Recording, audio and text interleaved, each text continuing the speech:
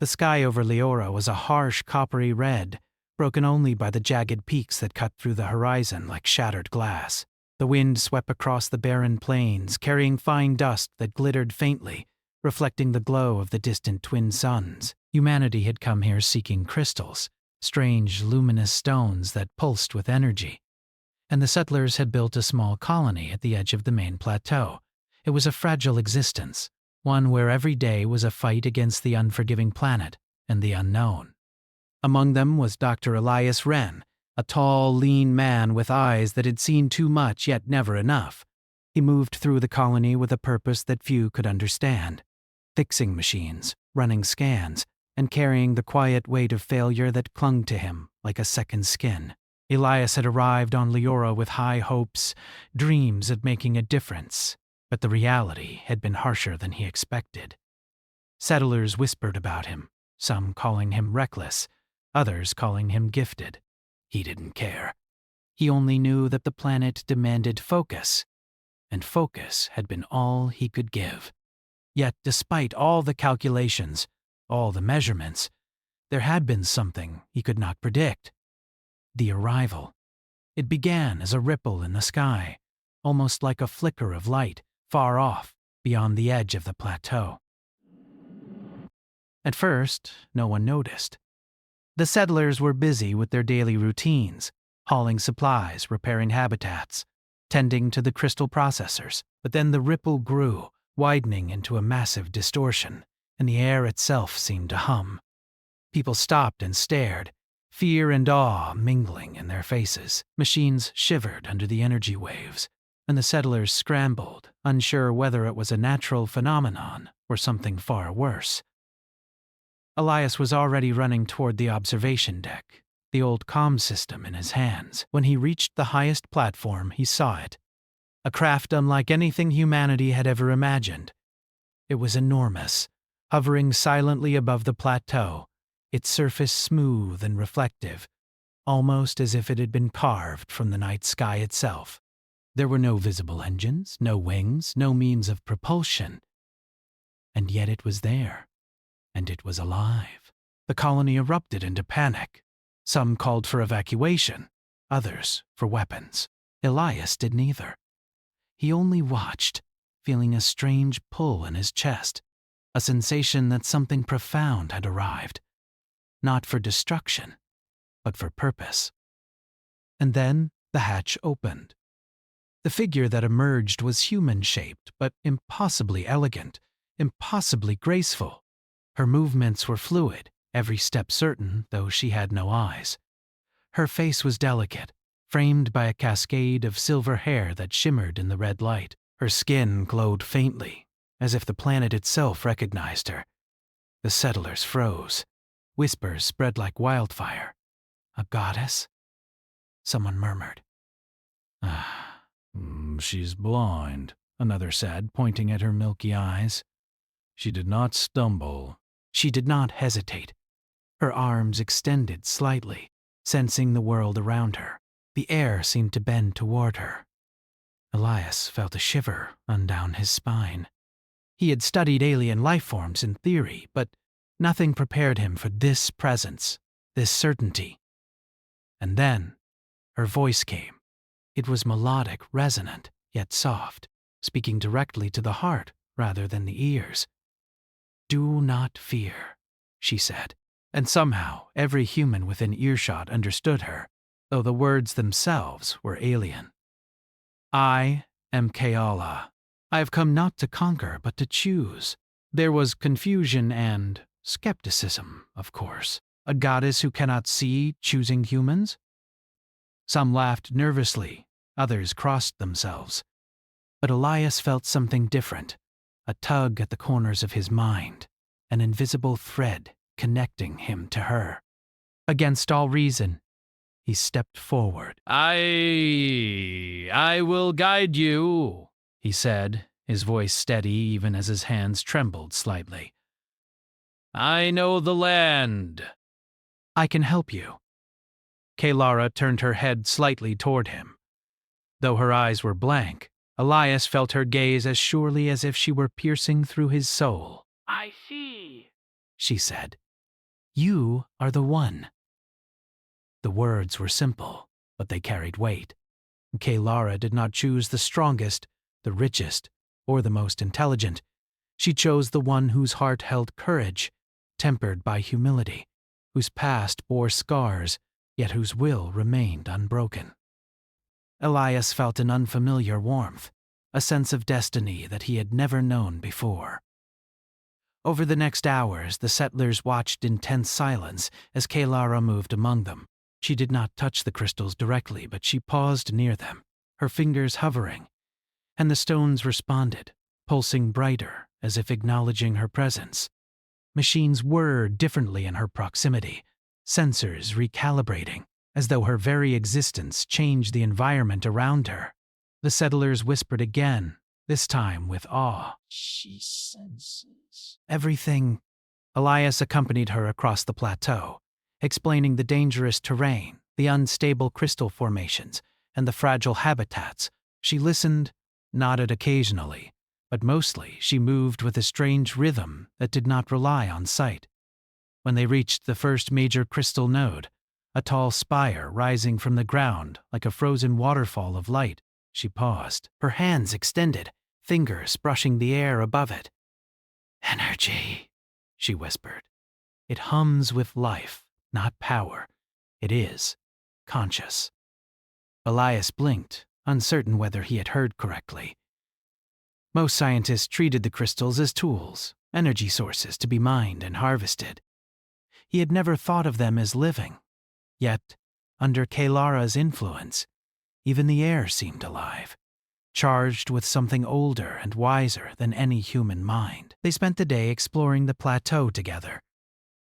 Kaylara did not speak often, but when she did, her words carried clarity that made Elias reconsider everything he knew. She asked questions, not about technology, but about choice, morality, and heart.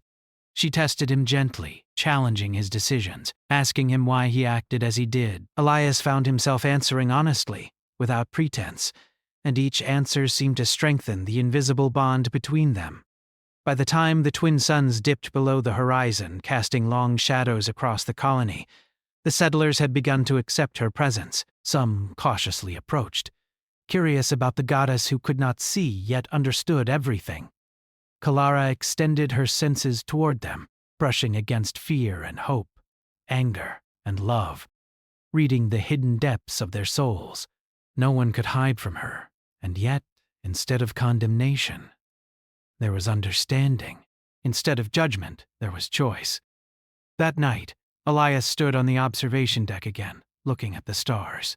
He thought about the path that had brought him here, the failures that had weighed on him, and the uncertainty that still lingered. Kaylara approached silently.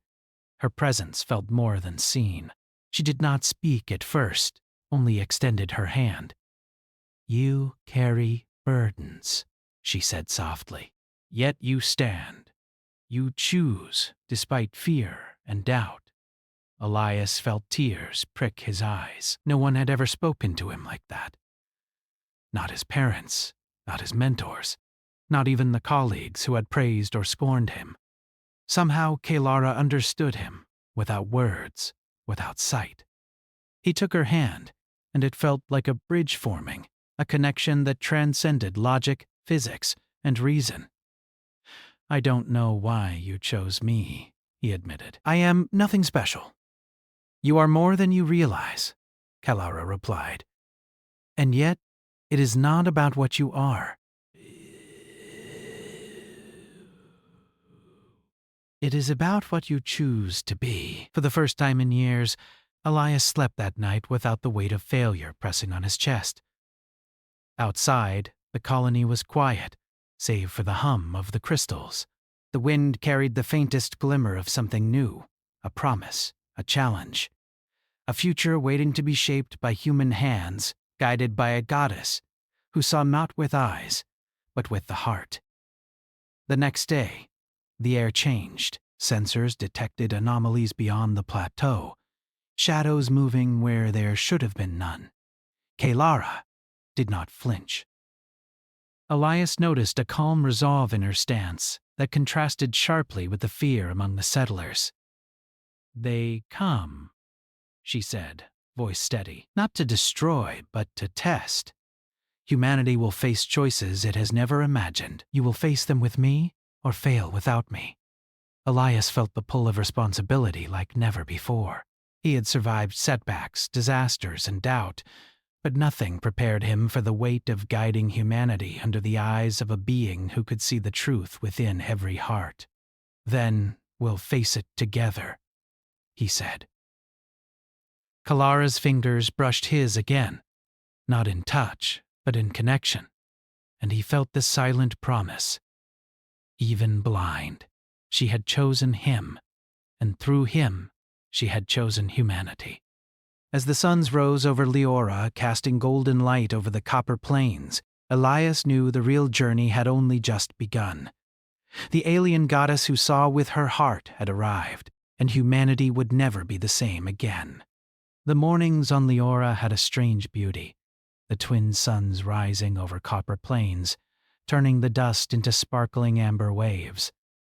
But beauty alone could not mask the tension that had begun to settle over the colony.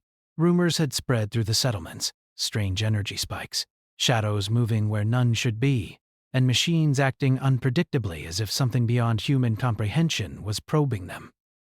Elias moved through the colony, his boots stirring up the fine dust. His hands were busy adjusting a sensor on one of the crystal processors, but his mind was elsewhere. Kalara had stayed with the settlers that night, not resting, not speaking much, but sensing. She moved silently, her presence commanding the attention of every living thing, yet she never forced her will. Humans often tried to control, to dominate what they did not understand. But Kalara's strength lay in the opposite. She chose to guide, to test, and to see beyond what eyes could capture. Elias looked up and saw her at the edge of the plateau, her fingers raised slightly, as though touching the air itself. He felt the pull again, that unexplainable tug at his chest. Walking toward her, he noticed the faint shimmer of the crystals around her, pulsing faster than normal. She did not speak at first, only extended her hand in the direction of the plateau below. "They are here," she finally said. Her voice, though soft, carried the weight of certainty. "Not all of them yet, shadows, hungry for control." Elias frowned, his mind racing. "Shadows? You mean aliens?" Kalara nodded. "They come to take. They do not understand choice, courage, or heart." "Their sight is precise, but empty. They will see you as objects, resources, not as beings capable of hope." The words chilled him. Humanity had faced threats before, but nothing like this. These were not colonists from rival factions, not rogue miners or thieves. These were beings who did not respect life for its own sake. Elias's stomach tightened.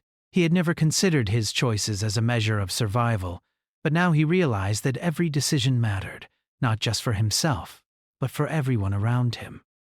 Kalara extended her senses further, as if reaching across the plateau. Elias felt the air vibrate with energy, subtle but insistent. Machines shivered. Crystals hummed in resonance. She turned slightly toward him.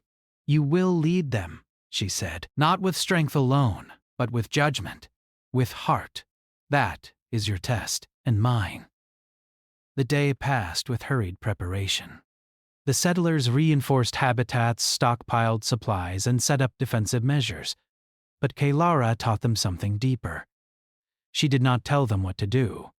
She showed them how to think. She asked questions. Why would they defend this place? What mattered most? Elias found himself explaining, not giving orders, but reasoning aloud, shaping the minds of the colonists without realizing it. By late afternoon, the first warning signs appeared. Shadows moved in the distance, small, sleek ships that glimmered black against the copper sky. They were fast, almost like predators, and their approach was silent.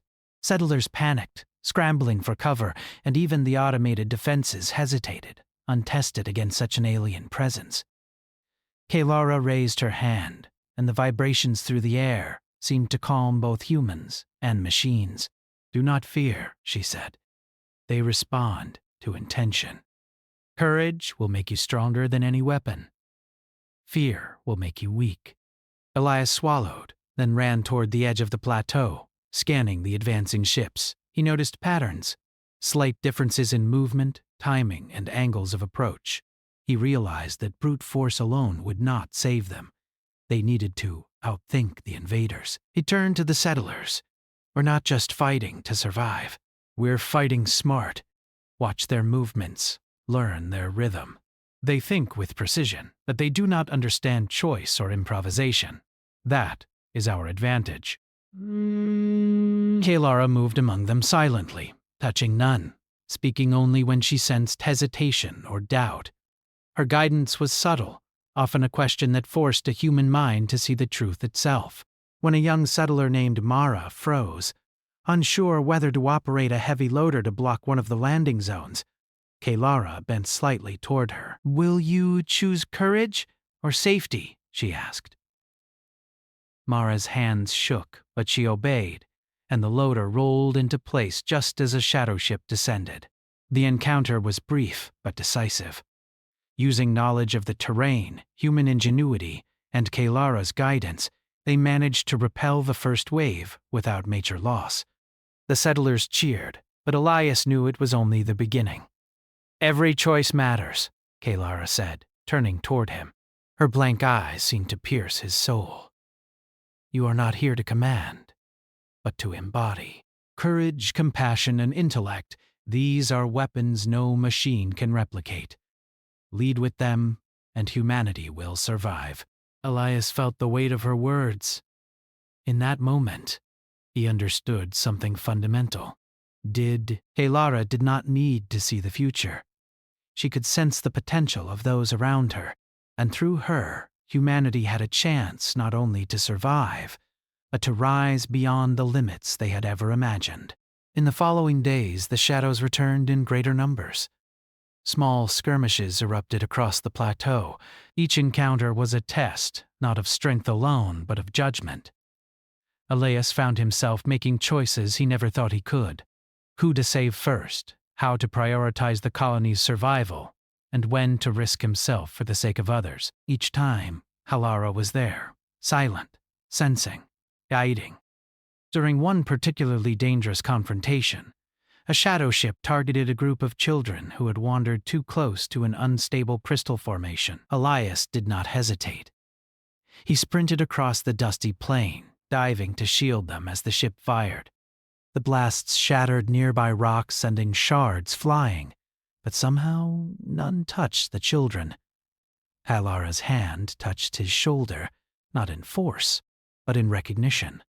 Elias felt her approval as deeply as if she had spoken it aloud. "You chose rightly, with heart, not instinct alone." That night, around the communal fire, the settlers spoke in low voices about the alien goddess and the human who had become her guide. Whispers of hope replaced fear. They began to see that survival was not just about weapons, shields, or technology. It was about courage, foresight, and the ability to act morally even under impossible circumstances. Elias, however, did not rest easily. The challenges weighed on him. Every choice carried consequences, and the stakes grew with each passing hour. Yet Kalara's presence was a constant reminder. Even without sight, she saw the truth of him, and through him, she saw the potential in all humans. Days later, Kalara led Elias to a new part of the plateau, a narrow canyon flanked by jagged crystal walls. The energy here was intense, the hum of the stones almost deafening. "This place tests not strength but heart," she said. "The shadows will come here." "And when they do, your decisions will shape more than this colony. They will shape humanity's future."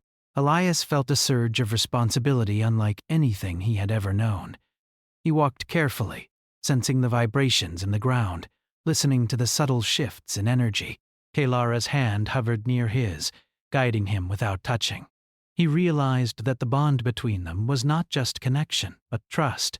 Trust that he would act wisely, and trust that she would guide him when he faltered. The next wave of shadow ships arrived at dusk. This time, Their approach was coordinated, precise, and deadly. Settlers scrambled, defenses faltered, and the colony teetered on the brink of disaster. But Elias was ready. Using every observation, every lesson Kalara had instilled in him, he directed humans to move in patterns that confused the invaders, set traps using the unstable crystal formations, and turned their own strategy against them. Kalara's presence amplified their efforts. She moved among them, sensing fear and courage, guiding reactions subtly. Where human judgment wavered, her intuition shone. The battle raged for hours, but in the end, the shadows retreated, disoriented and defeated. Humanity had won not through brute force, but through heart, intellect, and trust, the very traits Kalara had emphasized from the beginning. Exhausted but alive, Elias stood among the settlers, looking at the fading alien ships. Kalara joined him, silent, sensing the relief and pride in every human present. "You did well," she said softly. "But the true test has only begun. They will return, stronger, and the choices you make next will matter even more." Elias nodded. "Then we will be ready. Not just with weapons, but with courage and judgment. With heart." Kalara's presence seemed to brighten, the crystals around them pulsing as if in agreement. "Even blind," she whispered, "I chose humanity. And through you, they will learn to choose themselves." The night settled over Leora, the twin moons rising above the horizon. Elias knew that the challenges ahead would be greater, but he also understood the truth Kalara had shown him. Humanity's greatest strength lay not in technology or numbers, but in the courage to act, the wisdom to choose, and the heart to rise above fear. And for the first time, he truly believed that humanity could survive, not just on Leora, but in the vast, indifferent galaxy that awaited them. The winds of Leora had grown colder, sharper, as though the planet itself braced for the trials to come. The settlers had fortified the plateau, but Elias knew it was not enough. The shadow ships had retreated the last time, but only temporarily. He had studied their patterns, the rhythm of their strikes, and he understood now that the invaders would not stop until they had broken the colony, or the spirit of those who defended it. Kalara moved beside him as they walked among the crystal spires, her presence calm and commanding. Though she was blind, Elias felt that nothing escaped her senses. She knew every vibration in the ground, every heartbeat of the humans, every subtle shift in the alien energy that rippled across the plateau. "They will return," she said softly, almost to herself. "And when they do, only those who act with courage and unity will survive. You must prepare them, Elias, not just to fight, but to believe." Elias nodded, swallowing the lump in his throat. He had spent weeks guiding the settlers, teaching them to see beyond fear, to act with both intelligence and heart. But now he realized that lessons alone were not enough. This coming battle would test everything: their courage, their judgment, and their willingness to trust one another. He gathered the settlers in the main courtyard, the largest flat space on the plateau. Children huddled near their parents, while adults exchanged worried glances. "Listen," Elias began, his voice firm but steady. "They are coming back, stronger, faster, and more organized. But we have something they cannot understand: humanity. Our courage, our ability to choose, and our willingness to act for others. If we stand together, we can survive this." The settlers listened, their fear tempered by trust in Elias. Then Kalara stepped forward. Her voice was calm, melodic, yet it reached deep into every heart present. "Courage is not the absence of fear," she said. "It is the choice to act despite it. Wisdom is not knowing all the answers, but choosing what is right when none seem clear. Humanity carries both within itself. I cannot fight for you, but I can guide. And through your choices, you will find your strength." A murmur of awe spread through the crowd. Kalara's presence was magnetic. Humans who had doubted her moments before now felt inspired. They felt the pulse of something larger than themselves, a power not in weapons or machines, but in heart and unity. Hours later, as the twin suns sank beneath the horizon, the first shadows appeared again. This time they were relentless. The ships darted across the sky, dark and silent, striking from every angle. The settlers scrambled. But Elias was ready. He had anticipated their approach, setting traps with the unstable crystal formations, using narrow canyons and cliffs to create choke points. Kalara moved among them silently. Though she did not fight, her presence alone guided humans toward the safest paths, away from danger, toward actions that would matter most. Elias noticed that even when bullets struck nearby or lasers scorched the rocks, she remained calm, sensing outcomes rather than reacting in panic. Her hand brushed against his shoulder as he moved, and he felt a surge of clarity. Every choice mattered, every action counted, and he had to act with both speed and precision. The first skirmish was brutal. Shadow ships swooped down, firing at habitats and crystal processors.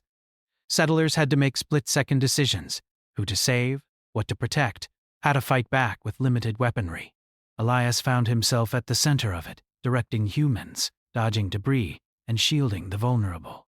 The air was thick with tension and fear, but Kalara's calm seemed to anchor them all.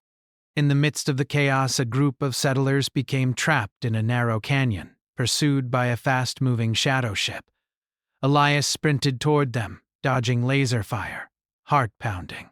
Kalara's voice guided him, though no words were spoken aloud. He felt her sensing the safest path, the timing of movements, and the subtle shifts in enemy patterns.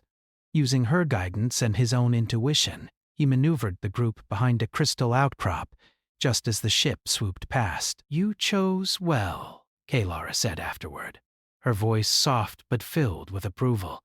Elias nodded, exhausted, realizing that her approval meant more than any praise from humans.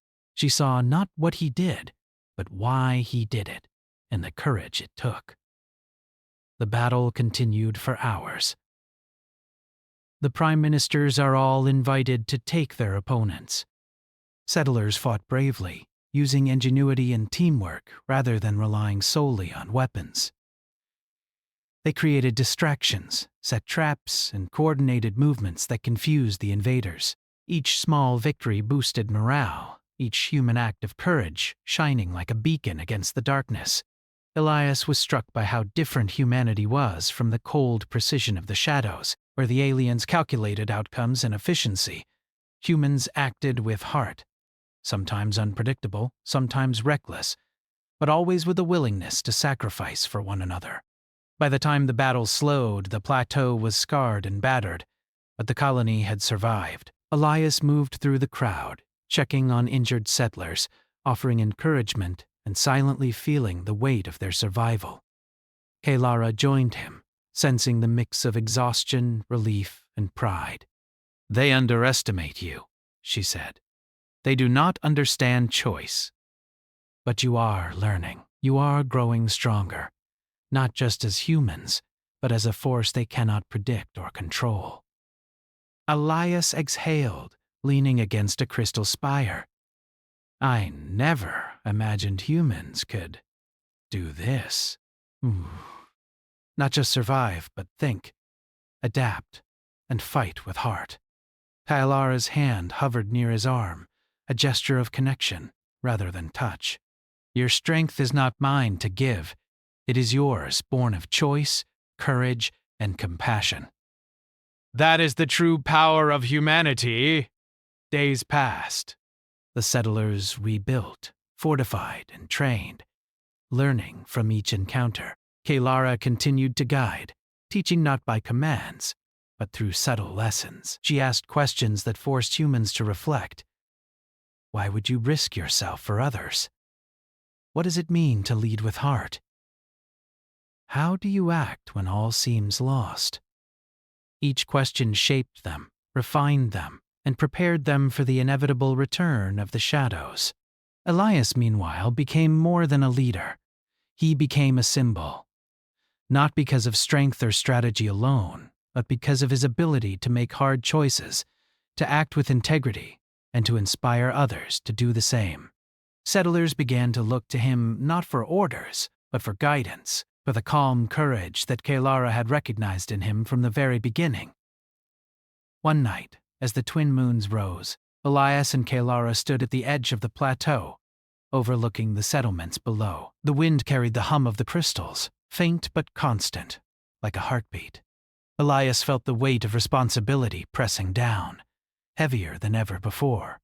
"They will return," Kalara said quietly, "and this time they will not be easily defeated. You will be tested beyond endurance, beyond fear. You must lead, and you must choose wisely.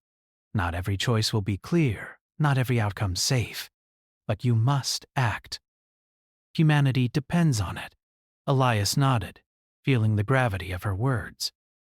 "Then we'll face it together," he said. "I will not fail them." "I will not fail you." Kalara's presence seemed to brighten, the crystals around them pulsing in acknowledgement. "Even blind, I chose humanity. Through you, they will learn to see themselves. And when the shadows come again, they will find their courage, or be lost." The next day brought a silence heavier than any battle. Settlers worked quietly, aware of the looming threat. Every movement, every decision was measured, deliberate, and yet tinged with the nervous energy of anticipation.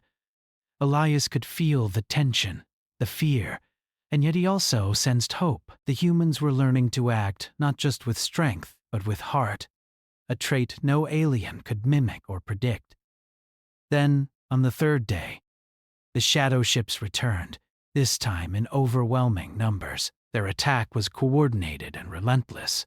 Fires erupted across the plateau, crystal spires shattered, and settlers were forced into desperate action. Elias moved like a conductor, directing humans to safety, guiding them through the chaos, and relying on Kalara's insight to anticipate the invaders' next moves. One by one, small groups faced life or death challenges, rescuing the trapped, guiding injured settlers, and holding positions long enough to prevent total annihilation. Each act of courage was a spark, each choice a defiance of the shadow's cold precision. Kalara moved among them, sensing fear, hope, and bravery, amplifying their strengths without touching a single weapon. In the final moments of the battle, a massive shadow ship descended toward the main settlement, its energy weapon targeting the central crystal node. Elias and Kalara acted in perfect synchrony. He coordinated the defenders, drawing the alien fire away from the node, while Kalara's presence harmonized with the crystals, creating vibrations that destabilized the enemy's systems. With a combination of human ingenuity, Kalara's guidance, and sheer courage, the shadow ship was forced to retreat. The remaining invaders withdrew, battered and disoriented. Humanity had survived again, but the cost was evident. Injuries, losses, and exhaustion weighed heavily on every face. Elias sank to his knees, breathing hard. Kalara knelt beside him, her hand brushing his shoulder. "You did well," she whispered, "not because of strength alone, but because you chose wisely. You led with heart. That is what they cannot understand, what no one can take from you." Elias looked at the survivors, at the scarred plateau, at the flickering crystal lights. He realized that humanity had not just survived.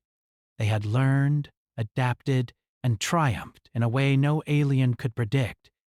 And through it all, Kalara had shown him that true vision comes not from eyes, but from heart and courage. As the twin moons rose high over Leora, Elias felt a quiet sense of resolve. The shadows would return, and the challenges ahead would be greater. But humanity had proven something that no invader could destroy: the ability to act with courage, to choose with wisdom, and to rise even when all seemed lost.